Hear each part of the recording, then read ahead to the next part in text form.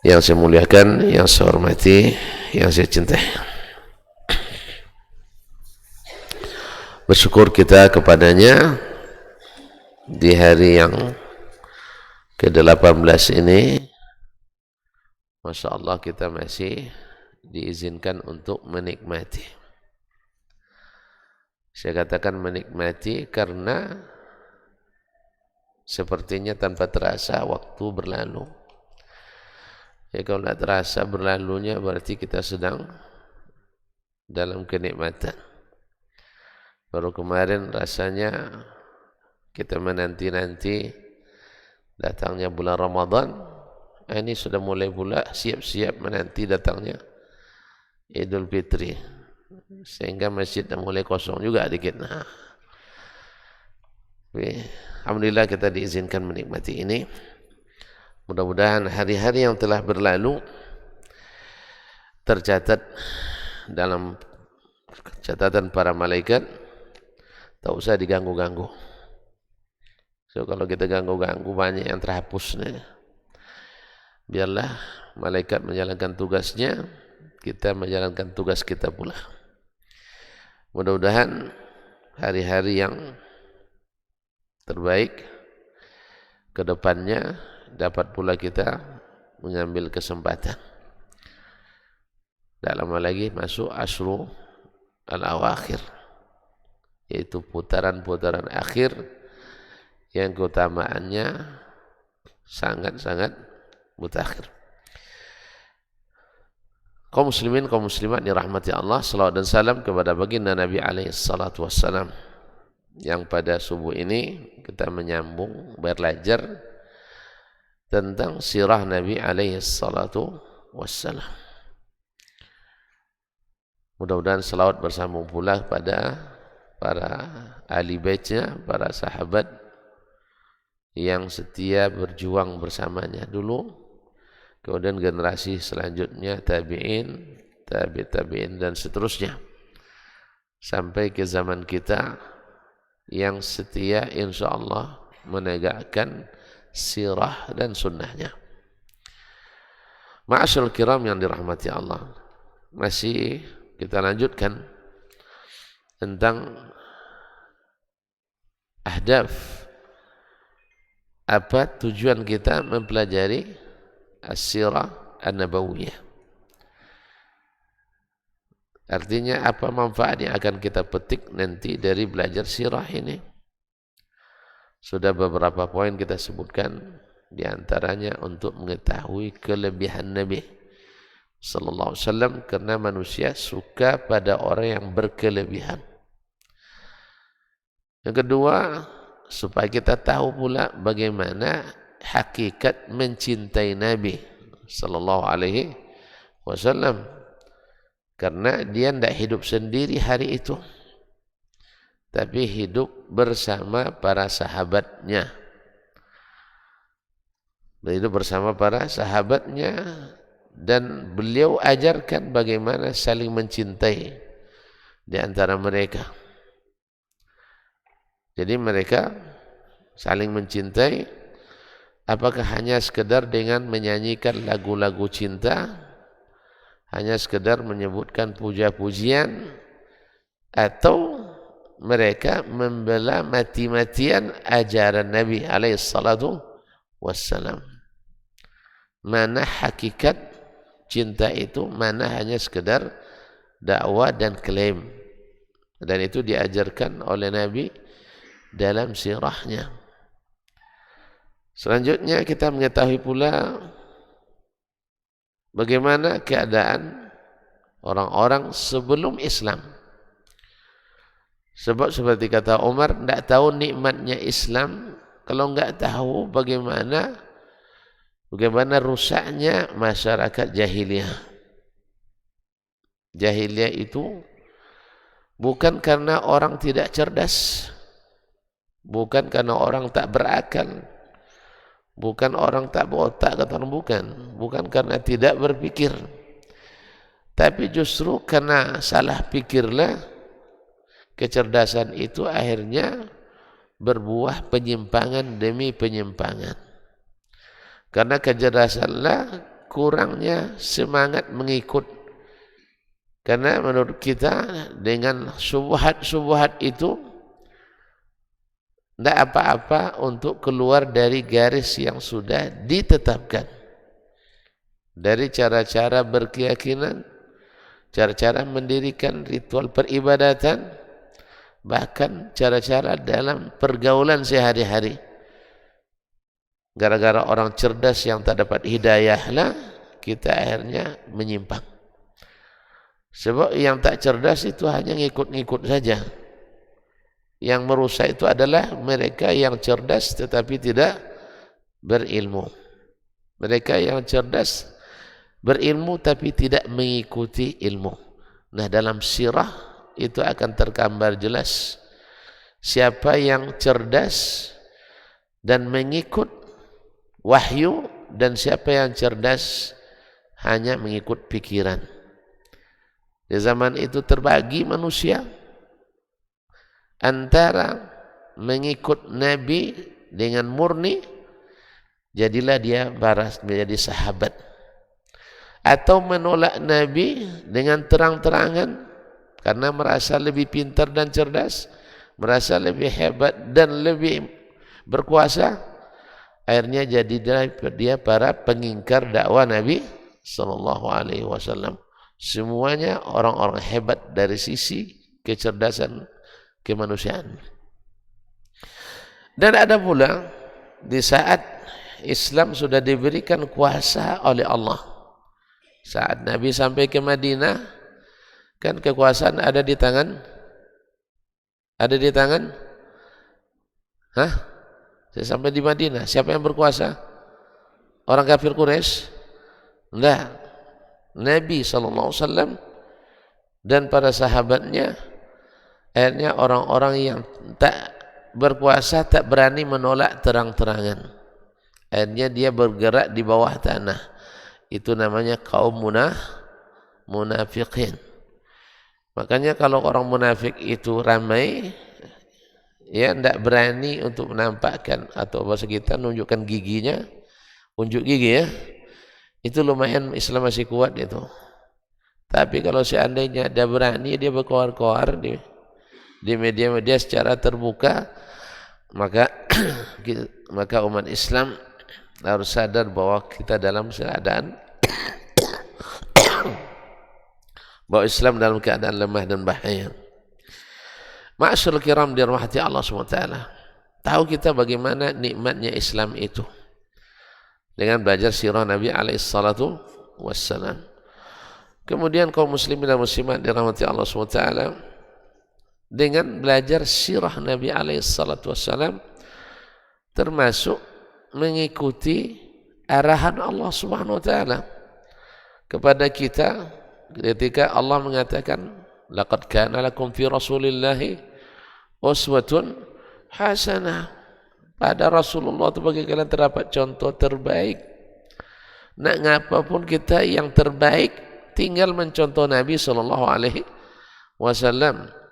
Dia nak menjadi pemimpin terbaik, baca sirahnya kepemimpinannya, jadi pemimpin terbaik. Kalau tuan-tuan nak jadi suami terbaik yang memiliki istri-istri terbaik, bukan istri aja, istri terbaik, nak belajar belajar dengan Nabi SAW. Kalau nak tahu bagaimana cara salat yang terbaik, dari wudunya lagi, bahkan dari niatnya lagi, sampai doa dan zikirnya, sampai bagaimana adab meninggalkan masjid, tinggal mencontoh Nabi SAW. Karena Nabi terbaik segalanya.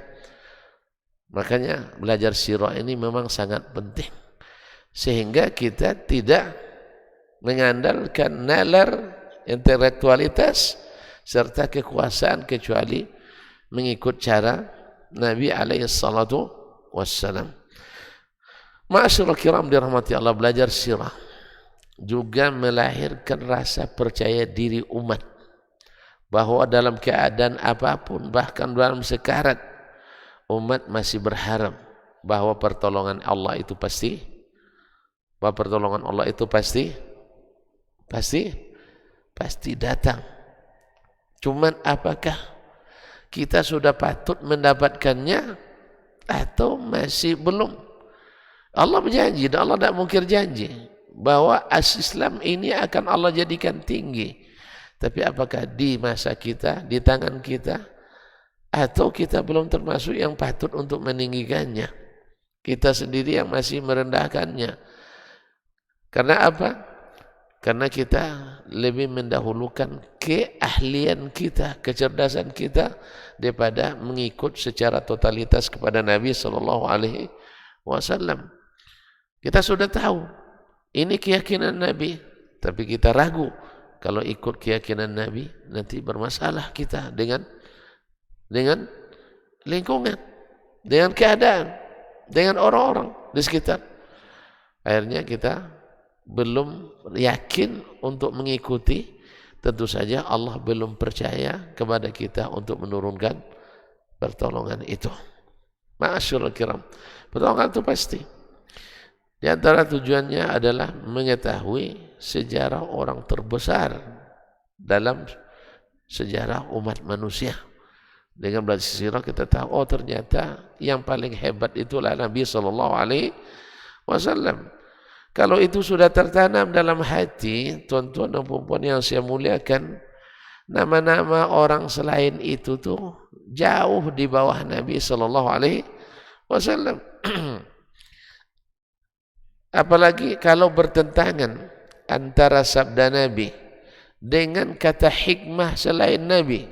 Katakan kata-kata mutiara hikmah dari selain Nabi bertentangan dengan Nabi SAW. Saya tidak ragu untuk meninggalkan kata hikmah siapapun, kata petuah mutiara apapun, karena saya memiliki orang terbesar dan terbaik, yaitu Sayyiduna Muhammad sallallahu alaihi wasallam. Kaum muslimin, ini diantaranya yang sudah kita pelajari. Kemudian apa yang kita juga melalui sirah Nabi alaihi salatu wassalam, dan itu mengetahui kondisi umat-umat sebelum Islam. Kalau tuan-tuan tahu kondisi umat Islam, umat sebelum Islam, tidak akan ada lagi suara-suara sumbang untuk menuntut, apalagi mengecam hukum-hukum Islam. Seperti hari ini, di saat umat semakin jahil dengan agamanya, banyak suara-suara kaum feminis misalnya minta persamaan hak dalam Islam antara laki-laki dan perempuan. Tuan-tuan mau sama laki-laki dan perempuan dalam segala hal? Mau? Enggak kan? Secara fitrah Allah katakan walaysa dzakaru kal untha. Laki-laki itu tak sama dengan perempuan. Kalau minta sama semuanya, bapak-bapaknya tidak kuat dia menggendong anak lebih dari sejam. Iya tak? Baru gendong sebentar, memang peganglah, dah capek. Iya tak? Kan cepat lagi bapak-bapak capek gendong anak pada ibu-ibu, betul? Ibu-ibu sehari semalam dia ngurus anak tu. Tidak ada capeknya, bukan tidak capek. Kalau bapak baru sekejap sudah pegal-pegal. Apa sebab?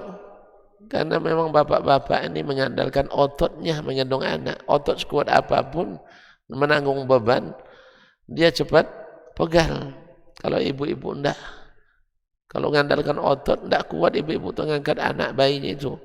Tapi dia menggendong anaknya, kata para ulama atau para ahli pendidikan, yaitu menggendong anaknya dengan hati. Sehingga dia menggendong sepenuh hati. Hati itu lebih tahan daripada otot. Kaum muslimin, kaum muslimat yang hati Allah, mereka ingin juga menyamakan antara laki-laki dan perempuan, yaitu hak menceraikan dan menjatuhkan talak. Terbayang ibu-ibu, kalau sempat hak talak itu ada di tangan ibu-ibu, berapa kali jatuh talak sehari? Berapa hari kali jatuh talak sehari? Hah? Nggak terbayang oleh kita. Kemudian mereka juga minta laki-laki itu kalau bercerai dengan istrinya harus juga pakai iddah. Nanti pas bapak-bapak ikut haid juga nanti. Hah? Kaum muslimin dan muslimat dirahmati Allah SWT. Ini kenapa mereka menuntut yang seperti ini? Karena mereka jahil dengan keadaan umat sebelum Islam. Mereka tidak tahu kondisi umat sebelum Islam, khususnya kaum wanita. Di budaya apapun, di tradisi ras manapun, wanita itu tidak memiliki harga. Baru diangkat oleh Islam. Tuan-tuan tidak tahu, baca itu sejarah orang-orang Cina dahulu, ya orang dahulu, tradisi klasiknya wanita-wanita itu hanya sekedar pemuas nafsu seks. Ya enggak? Maka mungkin sekarang banyak juga lokalisasi itu di belakangnya ada orang. Ada orang? Hah? Kaum muslimin dan muslimat dirahmati Allah. Iya. Itu di budaya orang-orang Cina dulu.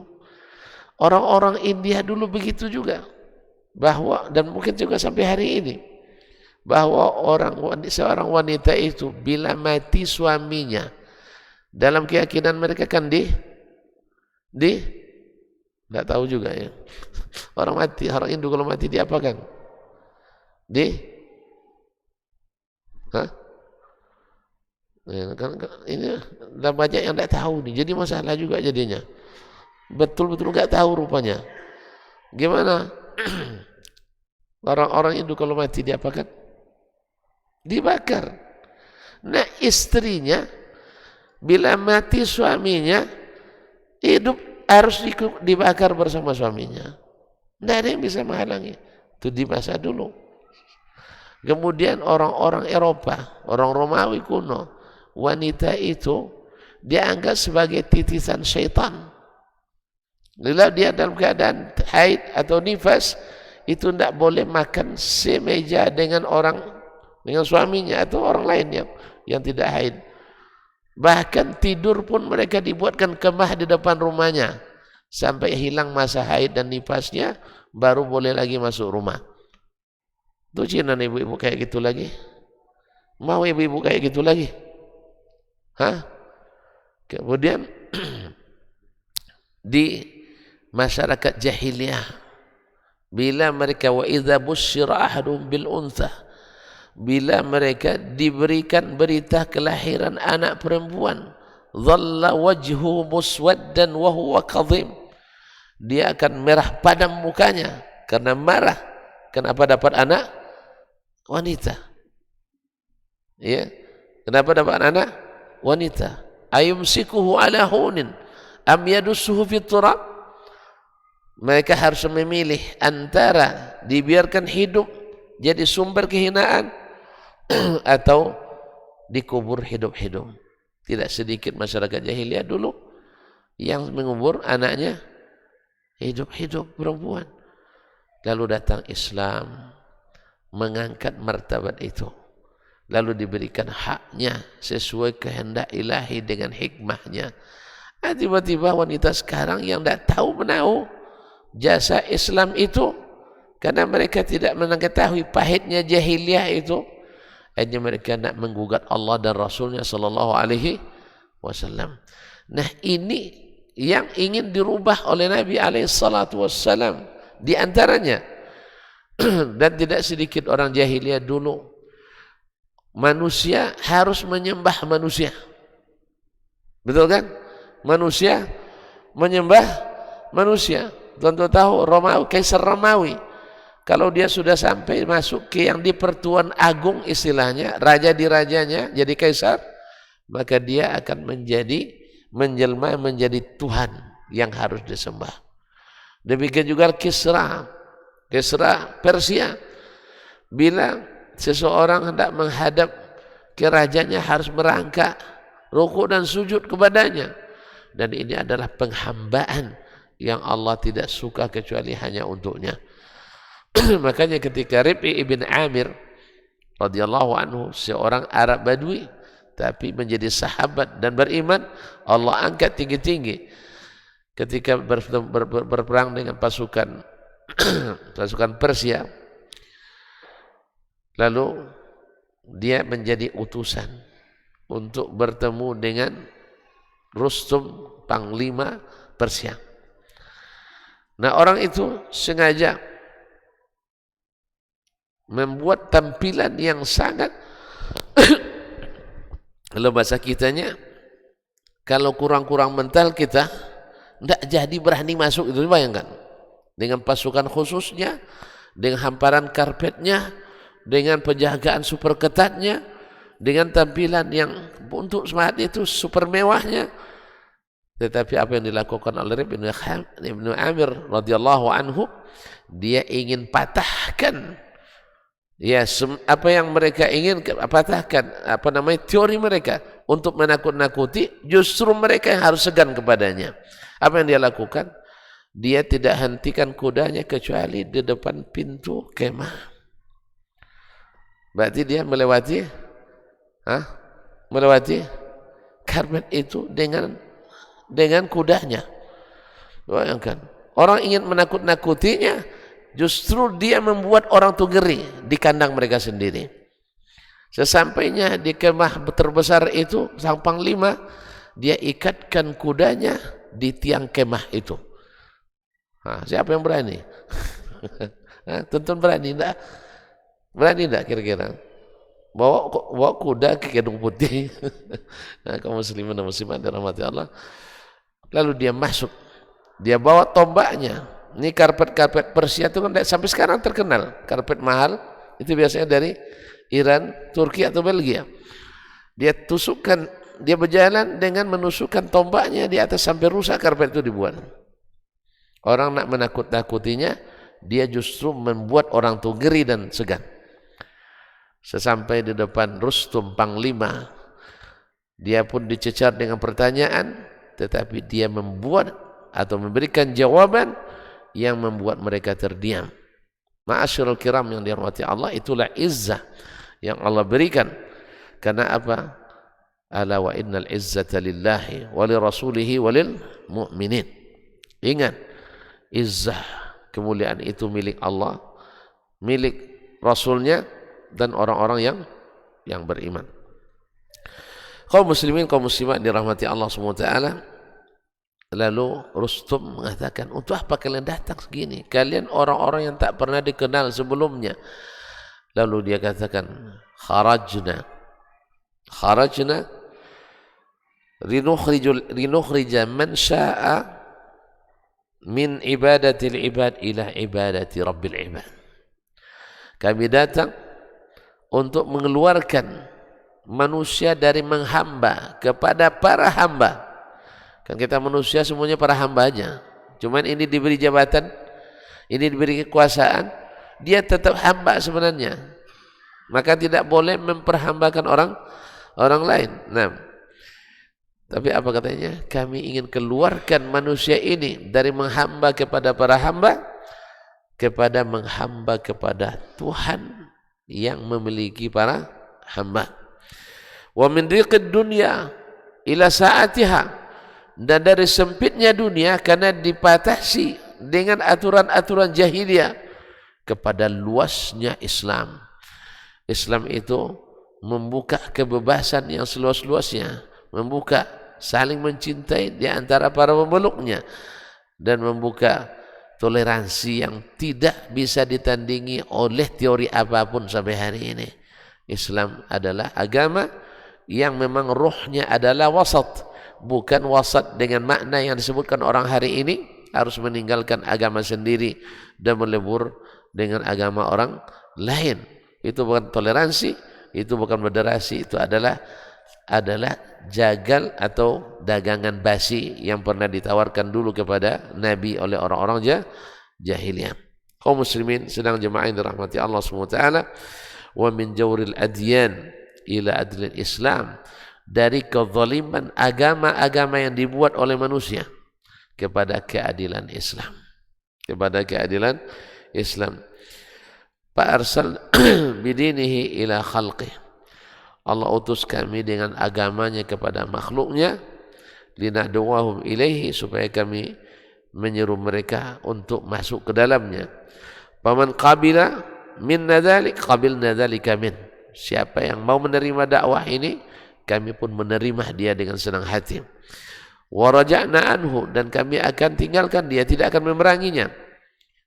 Wa taraknahu ardahu yaliha dunana, dan kami biarkan dia tetap menguasai negerinya, karena dia berhadapan dengan para penguasa ini. Andainya Islam ini kalian terima, kalian tetap berkuasa. Karena kami bukan untuk menguasai, tetapi untuk menjadi penyampai pesan ilahi kepada kalian. Nah, wa man aba qatalnahu abadan. Tapi siapa yang tidak mau menerima dan menolaknya dan memeranginya, kami perangi selamanya. Kata Ibn Amir, hatta nufdiya ila mau'idillah, sampai akhirnya kami kembali kepada janji Allah SWT. Qala wa ma mau'udullah, ditanyakan kepadanya oleh Rasul, itu apa janji Allah itu? Qala al jannah liman mata ala qitali man abah, yaitu surga bagi siapa yang syahid mati di medan perang memerangi musuh-musuh Islam. Wadzafar liman baqi, dan kemenangan yang Allah janjikan bagi siapa yang masih hidup. Ma'asyiral kiram dirahmati Allah Subhanahu wa taala. Oleh sebab itu, dengan sirah Nabi kita pun tahu bahwasanya beginilah sebenarnya didakwakan oleh Nabi alaihi salatu wassalam, yaitu merubah kesesatan-kesesatan umat sebelumnya menjadi petunjuk dan hidayah. Kaum muslimin, kaum muslimat yang dirahmati Allah Subhanahu wa taala, melalui sirah Nabi alaihi salatu wassalam. Nabi alaihi salatu wassalam, atau kita bisa mengenal perubahan apa yang dibawa oleh Nabi alaihi salatu wassalam. Apa perubahan yang dibawa oleh Nabi dengan dakwah itu? Dan ini juga yang harus kita dakwahkan hari ini. Orang dulu, masa jahiliyah, sudah sering kita sebutkan. Kenapa disebut jahiliyah? Tentu udah lupa lagi nampaknya. Kita ulang lagi di awal lah.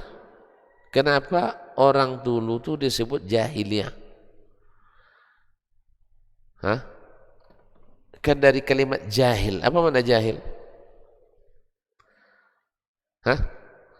Tonton selalu bilang bodoh ya. Saya tidak setuju dengan kata bodoh. Enggak. Sebab orang tidak suka disebut bodoh juga, enggak kan? Masa antum, kamu kenapa bodoh sekali? Antum pasti ada konotasi negatif. Enggak, jahil tidak selamanya bodoh. Kalau bodoh itu ada kalimat yang lebih pas, yaitu safih. Orang safih ini memang bodoh memang. Tidak bisa dia berpikir, tidak bisa dia menalar, itu safih. Makanya orang-orang non-muslim waktu itu menyebut para nabi, sahabat dan para nabi itu dengan kalimat safahatin atau sufaha. Seperti ayat saya qulu sufaha minan nas ma wallahu an qiblatihim. Ma'asyiral kiram yang dirahmati Allah Subhanahu wa taala. Mereka jahil. Jahil itu adalah lawan daripada alim. Jahil lawan daripada tidak berilmu. Jadi mereka bukan orang bodoh. Nah, karena tidak berilmunya, maka mereka pun berpikir sesuai dengan sesuai dengan apa yang mereka lihat, apa yang mereka rasa, apa yang menjadi pengalamannya. Itulah pikirannya.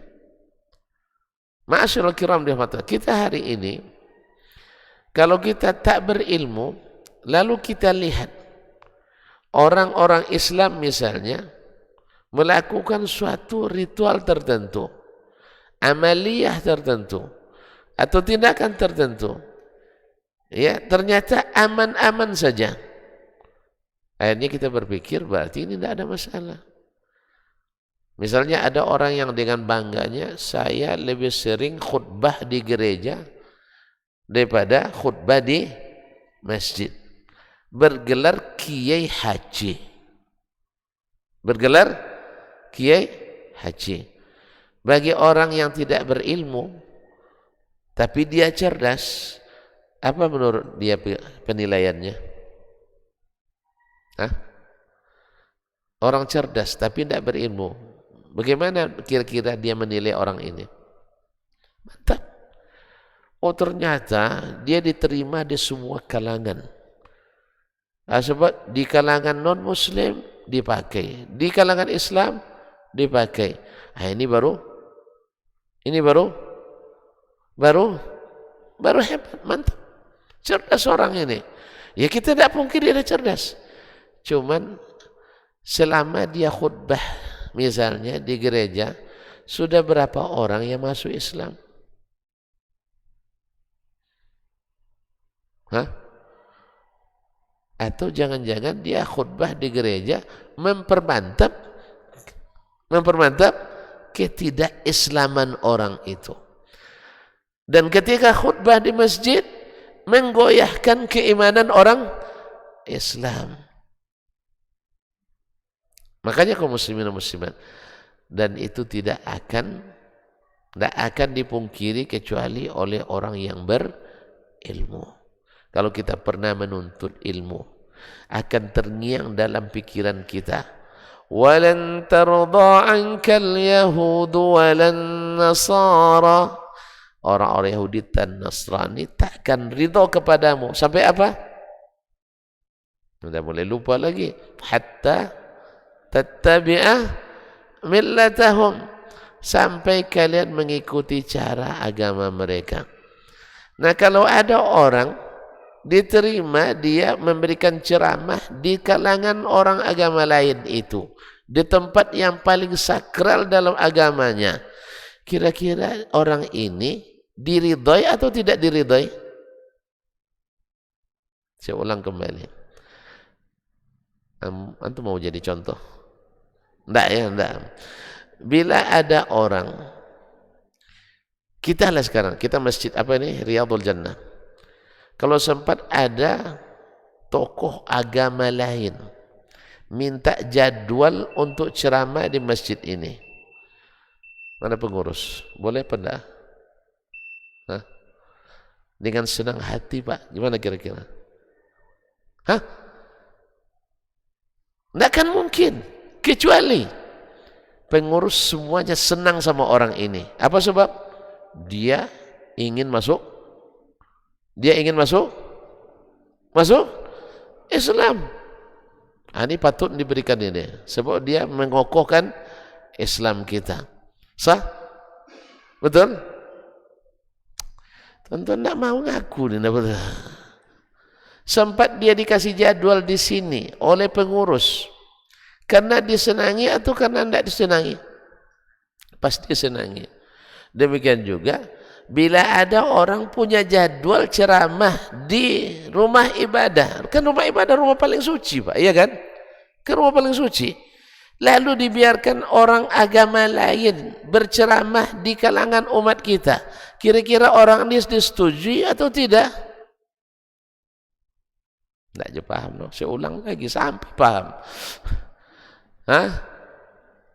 Bila orang agama lain minta jadwal ceramah rutin di Masjid Riyadul Jannah, ini pengurus ada enggak? Saya nanya pengurus ada? Enggak? Pengurus? Oh bukan, payahlah.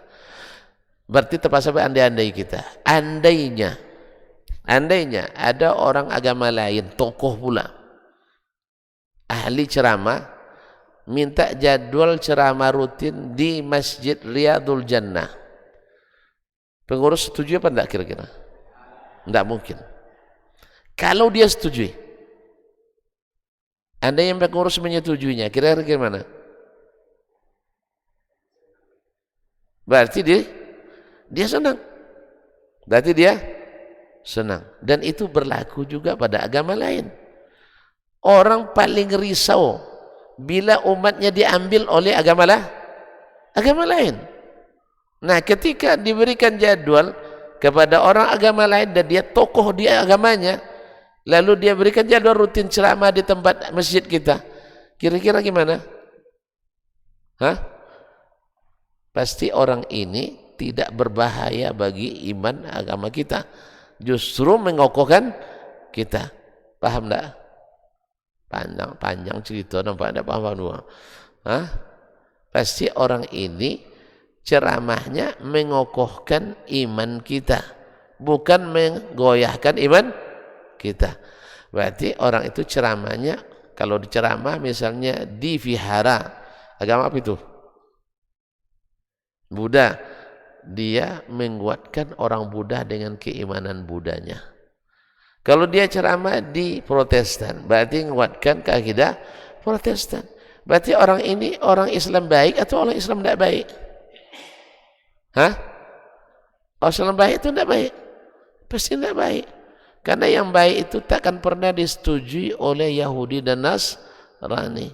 Berarti dia ngikut agama orang itu. Paham? Paham? Kaum muslimin dan muslimat dirahmati Allah Subhanahu wa taala. Nah, Nabi alaihi salatu wasallam datang ya untuk merubah cara berpikir ini.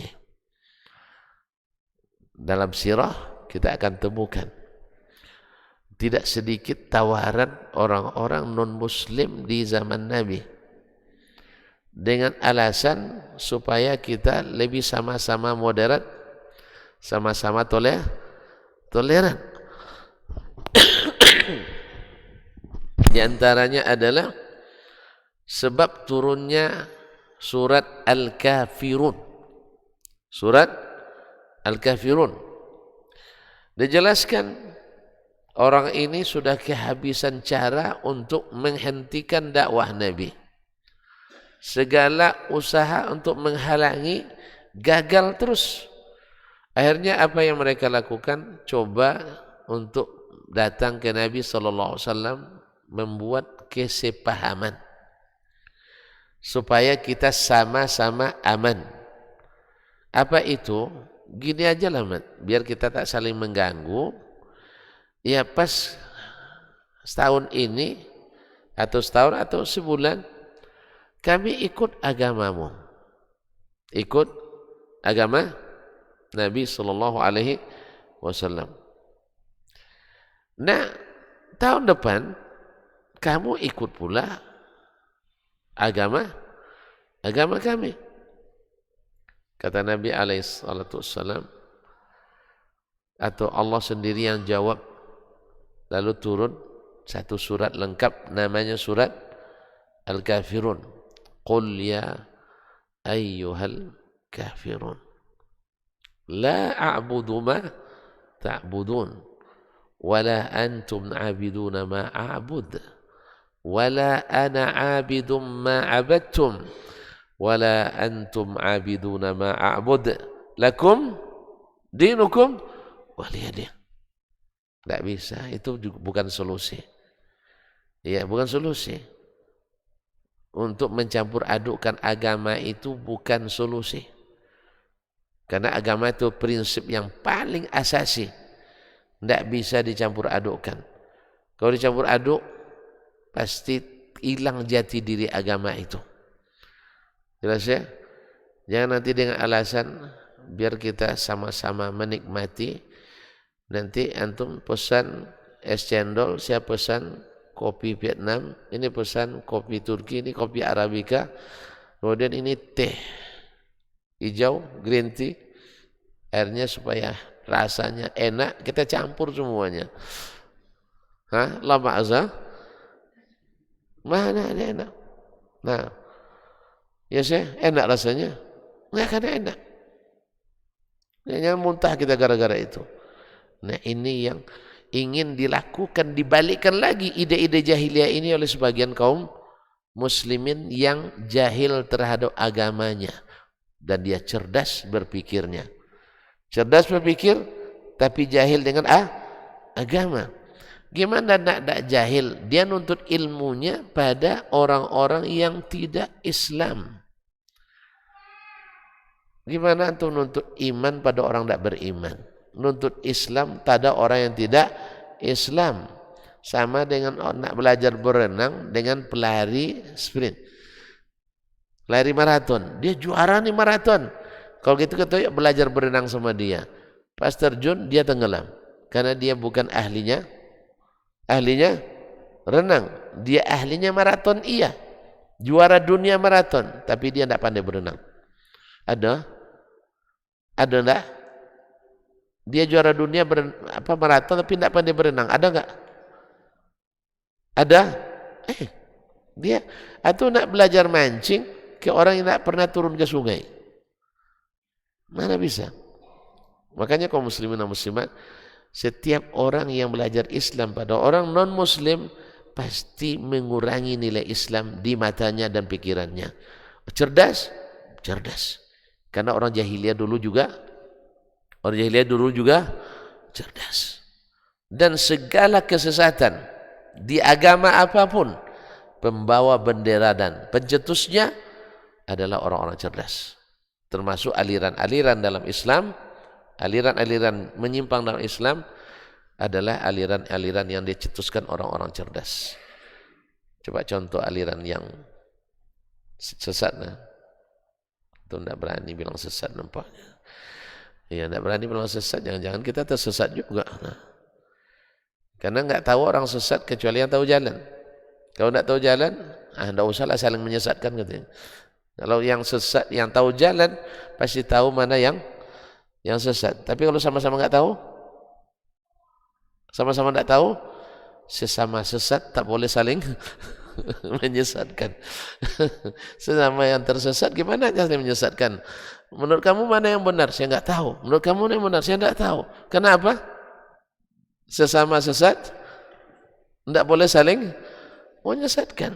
Tapi orang yang tahu jalan, dia bilang, Pak mau kemana? Bukit Tinggi. Tidak itu jalan Pak, sini. Pak mau kemana? Mau ke Dumai. Oh tidak di situ, itu ke Bangkinang tuh Pak, Dumai sini. Sah. Tapi kalau semuanya tidak tahu berkumpul, hasilnya apa? Coba-coba aja lah dulu. Nah, sekarang untung ada Google Map kan. Adapun Google Map, kalau tidak pandai menggunakannya, akhirnya masuk jalan buntu. Awak di Padang menuju apa namanya? Pelabuhan Bangis ya, Air Bangis. Iya, ikut Google Map, belok kiri, belok kanan katanya kan. Ikuti aja sampai ke dapur orang. Bukan Google yang salah, awak yang tak ahli. Dia maksudnya kan banyak jalan, cukupnya banyak jalannya kan. Harusnya dia bilang tuh jalan kedua itu belok kanan, awak yang ketiga boleh belok. Pahamnya? Sama Al-Quran sekarang jelas petunjuknya. Cuman kita tidak ikut petunjuk Al-Quran yang sebenarnya. Kita lompati. Akhirnya ikut pikiran kita. Tersesat pun tidak? Tersesat juga. Allah katakan begini, antum katakan, oh tidak mungkin begini menurut pikiran saya. Akhirnya tersesat pun tidak? Tersesat. Akhirnya lahirlah sesama sesat. Sesama tersesat tak boleh saling menyesatkan. Kenapa? Antum enggak tahu mana yang benar. Antum enggak yakin ini yang benar. Akhirnya keadaannya apa? Tak boleh saling menyesatkan. Nah, Nabi SAW tugasnya dulu itu menjelaskan pada orang jahiliyah yang tersesat itu, ini yang kalian lakukan ini adalah kesesatan. Yang benar mana? Qala Allah, dan wahyu yang turun dari Allah SWT. Sehingga nampak jalan itu yang Allah mudahkan baginya Islam, lapang hatinya menerima. Yang tidak Allah inginkan dia dapat hidayah, sempit dadanya. Bukan tidak tahu, karena mereka tahu Nabi kita Muhammad SAW adalah manusia yang tak ada cacatnya dari sisi apapun. Ya, tidak ada, dijaga oleh Allah SWT. Bergelar Al-Amin. Ya, tidak pernah berbohong. Dan cerdas orangnya. Pandai berpikir di atas rata-rata mereka. Kan manusia paling cerdas kan adalah Rasulullah SAW. Dan orangnya amanah. Untuk urusan rupiah saja tak mau menipu, masa urusan agama dia mau menipu? Dia kalau bersedekah tak takut miskin. Awak belum lagi bersedekah terbayang miskin. Kan bezo sekali. Makanya tidak mungkin orang yang begitu berani memberikan semua yang dia miliki, tidak mungkin dia untuk menipu, untuk mencari yang lain. Yang dia di tangannya, yang dalam simpanannya, itu dia berikan. Mau dia menipu untuk mendapatkan yang tidak halal? Nah, itulah Nabi kita alaihissalatu wassalam. Cuman yang Allah berikan iman, lapang dadanya menerima Islam. Yang tidak justru memusuhi Nabi alaihissalatu wassalam. Alasannya apa? Ada kepentingan untuk menghidupkan warisan nenek moyang, warisan turun-temurun selalu sepanjang masa mulai Nabi Nuh alaihissalam sampai yang terakhir Sayyiduna Muhammad sallallahu alaihi wasallam. Alasan penolakannya selalu warisan nenek moyang. Sampai hari ini saya masih mendengar dari sebagian dai, kalau datang orang bawa ajaran berbeda dengan yang biasa diamalkan di kampung kita, maka wajib ditolak. Sebab apa? Nenek moyang kita itu lebih hebat daripada kita. Gimana kira-kira? Kalau ini kaedah yang dipakai kaum muslimin dan muslimat dirahmati Allah SWT, guru-guru kita sudah melaksanakan apa yang mereka ketahui. Seperti kata Imam Syafi'i rahimahullah, seseorang menyampaikan apa yang dia ketahui. Sah? Nah, dan kita pun berkewajiban menyampaikan apa yang kita ketahui. Nah, kita tahu sendiri bahwasanya apa yang dikatakan oleh misalnya guru kita dulu, ini alasannya. Oleh beliau dulu tidak tahu apakah itu sahih atau tidak. Kan jarang dulu kita ngaji di kampung dulu. Antum umur berapa sih? Sudah ada 80. Kalau ngaji di kampung dulu. Ya pernah enggak jemaah bilang, Ustadz ini apa dalilnya? Jarang. Pokoknya apa kata Buya, anggu aja lah. Kalau enggak kualat kita. Sudah itu kalau udah ada dalil lagi, sahih dalil Ustaz, itu baru sekarang orang bertanya. Betul kan? Iya enggak? Sehingga payah pula kadang berdakwah jadinya. Apa sebab jemaah selalu nanya dalil. Lo sebut dalil, sahih dalilnya Ustaz katanya. Awak baru mencari dalil aja ada payah-payah tadi. Tiba-tiba dah ketemu, ditanya pula sahih atau tidak. Akhirnya yang tidak bertakwa kepada Allah, takut dibilang enggak tahu, sahih katanya. Sahih Bukhari katanya. Dengar Sahih Bukhari jemaah ngangguk-ngangguk aja. Jemaah langsung ngangguk karena dengar Sahih Bukhari. Saya pernah ditanya ditelepon habis Jumat, ditelepon oleh seseorang ustaz. Kemarin ada yang ceramah ustaz. Dia bilang ada jemaah yang bertanya. Ada jemaah yang bertanya tentang apa? Ada seorang sahabat datang ke Rasulullah SAW. Dia minta bantuan Nabi karena dia bernazar menyembelih sapi. Ya, ternyata dia tidak mampu untuk melakukannya. Lalu dijawab oleh Ustaz, subhanallah, bahwa Imam Al-Bukhari meriwayatkan cerita ini, bahwa orang itu datang ke Nabi minta izin, memberitahukan bahwasanya dia bernazar. Nazar kan wajib dibayar, menyembelih sapi. Tapi saya tidak punya Rasulullah. Apa kata Rasulullah SAW? Nanti kamu sholat berjamaah dengan kita. Selepas itu tunggu dekat pintu. Siapa yang keluar sebelum selesai zikir dan doa bersama dengan saya, maka tangkap itulah sapi. Ini kira-kira gimana hadis ini kalau diterapkan ini? Banyak orang dibantai masjid nanti hadis radikal ini kaum muslimin. Yang masalahnya dia bilang Sahih Bukhari. Hadis riwayat Imam Al-Bukhari. Saya yang sudah membaca dari awal sampai akhir jadi ragu lagi. Dengan ilmu yang saya miliki rasanya hadis ini tidak pernah di dalam Sahih Bukhari. Tapi tidak apa-apalah. Karena kata Imam Ibnu Hajar, al-hifdzu khawan, hafalan itu kadang mengkhianati kita. Ya, tidak bisa diandalkan ayatnya. Periksa lagi Sahih Bukhari. Diperiksa, tidak ketemu. Mulai yakin bahwa itu tidak benar. Mungkin di kitab Imam Al-Bukhari yang lain. Buka lagi At-Tarikhul Kabir misal. Tak juga jumpa. Al-Adabul Mufrad, tak ketemu. Dicari khalqu af'al. Pokoknya semua dibuka. Cari kita hadis yang lain, tak juga jumpa. Tanya sama saya juga, saya nelpon ke Syekh saya di Madinah. Dari situ dia bilang, tak ada hadis suduman katanya. Itu hadis Madain. Hadis made in Indonesia itu katanya. Tapi saya minta tolong juga sama Syekh Google. Mana tahu ada perawinya. Nah, karena katanya made in Indonesia. Tengok dengan berbagai lafaznya, ternyata Syekh Google pun nggak tahu. Kayaknya masih bersifat lokal, belum bersifat nasional. Allahu a'lam. Hanya baru saya yakin bahwa ini adalah hadis palsu. Kenapa dia katakan? Untuk melegalkan apa yang dia lakukan. Sebab orang kadang menanya dalil. Tahu dia nggak tahu dalil, lalu disebutkan dalilnya. Orang nanya lagi sahih atau tidak, ternyata tidak sahih, tapi karena dia takut dibilang nggak tahu, dibilang juga sahih. Akhirnya menjadi pekerjaan demi pekerjaan yang tidak habis-habisnya bagi para ulama kita.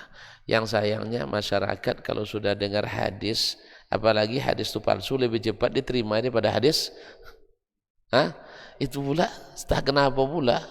Jemaah dimanapun menurut pengalaman saya, kalau sebut hadis sahih banyak nolak kadang, tapi pas disebut hadis palsu, jangan disebut hukumnya. Dibilang, ada yang bilang hadis qala Rasulullah SAW, hadisnya hadis palsu, tapi tidak disebutkan di hadis palsu. Itu lebih cepat memasyarakat. Tapi kalau sebut hadis sahih, Pak, walaupun sebut hadis sahih, dia akan masih belum cepat menerimanya. Kenapa? Apa sebabnya ya? Apa sebabnya itu? Sebab sesuai yang diinginkan, sesuai dengan keadaan. Gimana tidak? Karena itu yang tersebar lebih dahulu. Akhirnya kaum muslimin dan muslimat dirahmati Allah, itulah yang dulu membuat masyarakat Mekah itu berubah dari agama Nabi Ibrahim dan Ismail, satu persatu, sedikit demi sedikit. Akhirnya tak tersisa kecuali syiar-syiar saja. Ajaran-ajaran yang sifatnya syiar, haji, umrah, tawaf, sa'i, wukuf, mabit, kemudian nikah, kawin, poligami dan sebagainya. Adapun yang detail-detail banyak yang mereka rubah sesuai dengan keadaan. Keyakinan berubah sesuai dengan pengalaman. Nampak batu cantik, jadikan sembahan. Nampak batu sedikit sakti, dijadikan sebagai andalan. Nampak kayu, masya Allah berubah cupangnya. Misalnya ada aneh sedikit, jadi pula tempat keramat. Nampak air, yang tidak habis-habis dan kering-kering, jadi pula sebagai rumah tempat beribadatan, dan seterusnya. Apa sebab? Ilmu hilang, datang pikiran. Akhirnya agama dibangun di atas pikiran-pikiran. Tentu dalam hal ini yang banyak pikirannya orang cerdas. Makanya pembawa bendera penyelewengan semuanya itu adalah orang-orang cerdas. Jadi cerdas tidak jaminan dapat hidayah. Bahkan ilmu saja kalau tidak diikuti juga tidak jaminan dapat hidayah. Hidayah itu adalah dari Allah SWT. Oleh sebab itu mudah-mudahan kita diberikan taufik oleh Allah mengetahui dan mau mengikuti. Bukan hanya sekedar mengetahui tapi tidak mau mengikuti. Dan ini sebesar-besar manfaat dari belajar sirah Nabi sallallahu alaihi wasallam. Nampaknya sudah terbit matahari. Ya Pak, sudah terbit matahari Pak. Nah,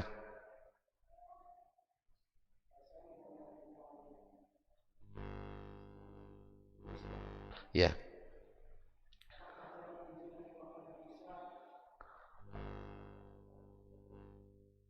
sampai, sampai. Terus mau disensus. Nah, sampai karena di antara mereka seperti Waraqah ibn Naufal radhiyallahu anhu, dia sudah Nasrani, beragama Nasrani, dan dia tinggal di Mekah. Dia pengikut agama Nasrani, tapi tidak dominan di Jazirah Arab karena tidak dianggap agama tempatan. Karena kan Nasrani itu Nabi Isa kan diutus ke kaumnya khusus, Bani Israel. Tapi ada sebagian yang tanassar, mengikut agama Nasrani. Seperti Adi ibn Hatim At-Ta'i atau Hatim At-Ta'i, dia Nasrani. Itu orang Arab yang dikenal paling pemurah, menjadi apa namanya, ikon kepemurahan orang Arab itu memang bangsa paling pemurah di dunia sampai hari ini. Sampai hari ini. Kan nampak tuh orang Arab banyak kirim kurma belum puasa ke Indonesia. Orang kita tidak pernah kirim matwa ke sana. Ada kirim matwa untuk berbuka Pak, gratis maksudnya. Kalau untuk dijual banyaknya. Dijual gratis, apa dibagi gratis, tidak ada. Orang sana sering kirim mushaf ke kita. Kita pernah kirim mushaf ke sana? Tidak juga. Orang sana banyak bantu masjid di negeri kita. Orang kita banyak minta bantuan ke mereka. Jadi mereka memang murah memang. Itu hasil penelitian badan internasional tentang sifat-sifat kemanusiaan. Masa orang Arab memang masih menduduki tingkat tertinggi bangsa paling pemurah di dunia. Jadi ada sampai agama itu, cuman agama itu kan sifatnya, agama Nasrani itu waktu itu kan sifatnya untuk orang-orang umat Nabi Isa alaihissalam saja. Jadi tidak banyak orang-orang Makkah yang mengikutinya. Wallahu a'lam. Nah, makanya Waraqah ketika Nabi diutus, dia langsung connect, langsung paham karena dia membaca Taurat dan Injil. Dia tahu berita itu. Maka sampai baru turun ayat seperti yang akan kita pelajari nanti, baru saja turun ayat Iqra, Waraqah sudah beri warning sama Nabi, peringatan. Andainya saya masih muda belia, ya di saat engkau nanti diusir oleh kaummu. Allah, baru takut sama malaikat Jibril belum hilang, tiba-tiba Waraqah sudah kasih berita yang lebih menakutkan. Engkau akan diusir oleh kaummu. Nabi katakan, masa saya diusir oleh kaumku? Iya, kata Waraqah, laisa ahadun qablak atahu ma atak illa waqad udih. Tak seorang pun yang datang kepadanya apa yang datang kepadamu, yaitu malaikat Jibril bawa wahyu, kecuali pasti dimusuhi. Pasti dimusuhi. Tentu saja yang memusuhi orang yang tidak beriman kepadanya. Adapun orang yang beriman kepadanya tentu akan menguatkan dan membelanya. Maka memang itulah yang terjadi. Nabi SAW baru pertama memulai dakwah secara terang-terangan. Yang pertama menolak mentah-mentah itu memang pamannya Abu Lahab, paman yang paling mirip dengan ayahnya. Dan Nabi kan mirip ayahnya, jadi nampak sekali sama orang tuh, ini orang ini mirip, tapi kok dia mengacaukan dakwah. Ya itulah, satu penduduk surga, satu penduduk neraka. Nah, padahal beliaulah yang paling bergembira itu Pak, yang paling bergembira dengan kelahiran Nabi SAW, tapi tidak bergembira dengan kerasulannya, tidak bergembira dengan ajarannya, sehingga dia terlaknat sejak di dunia sampai akhirat. Jelas Pak ya? Ini apa maksudnya itu Pak? Hah? Nah, maksud apa dulu? Alhamdulillah. Makanya sabit bahwa Waraqah bin Naufal adalah sahabat Nabi sallallahu alaihi wasallam, karena dia sudah beriman pada Nabi alaihi salatu wasallam sebelum wafatnya. Tidak lama setelah itu Waraqah pun wafat, dan kita dianjurkan untuk mengucapkan radhiyallahu anhu di segala namanya disebut. Wallahu taala alam. Baik, sampai sini dulu. Wabillahi taufiq wal hidayah wal hadi ila wasawis sabil. Wa subhanakallah bihamdik asyhadu an la ilaha illa anta astaghfiruka wa atubu ilaik. Wassalamualaikum warahmatullahi wabarakatuh.